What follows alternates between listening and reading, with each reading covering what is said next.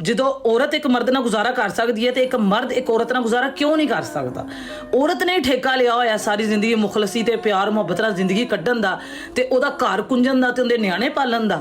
ਤੇ ਮੈਂ ਕਹਿੰਦੀ ਇਹਨਾਂ ਨੇ ਸਾਲ ਕੱਢਣ ਤੋਂ ਬਾਅਦ ਵੀ ਮਰਦ ਬਾਜ਼ ਨਹੀਂ ਆਉਂਦੇ ਹੈਗੇ। ਘਰ ਘਰ ਹਰ ਦੂਜੇ ਘਰ 'ਚ ਹੀ ਮਸਲਾ ਹੈਗਾ, ਹਰ ਘਰ 'ਚ ਇਹੋ ਜਿਹੇ ਬੰਦੇ ਪਾਏ ਜਾਂਦੇ ਨੇ ਜਿਹੜੇ ਔਰਤਾਂ ਦੇ ਨਾਲ ਸਾਰੀ ਜ਼ਿੰਦਗੀ ਕੱਢਣ ਤੋਂ ਬਾਅਦ ਵੀ ਨਹੀਂ ਬਾਜ਼ ਆਉਂਦੇ।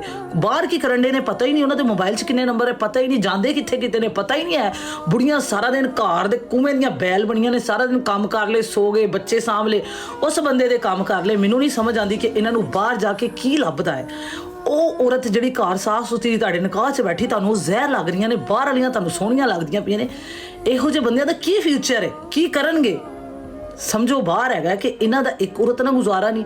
ਇੰਨੀ ਕਰਪਸ਼ਨ ਯਾਰ, ਇੰਨੀ ਕਰਪਸ਼ਨ। ਇੱਕ ਔਰਤ ਅਗਰ ਇੰਨੀ ਮੁਖਲਸ ਹੋ ਸਕਦੀ ਹੈ, ਉਹ ਇੱਕ ਬੰਦੇ ਨਾਲ, ਢਿੱਡਲ ਨਾਲ, ਗੰਜੇ ਨਾਲ ਗੁਜ਼ਾਰਾ ਕਰ ਸਕਦੀ ਹੈ, ਤੇ ਬੰਦਾ ਇੱਕ ਔਰਤ ਨਾਲ ਗੁਜ਼ਾਰਾ ਨਹੀਂ ਕਰ ਸਕਦਾ।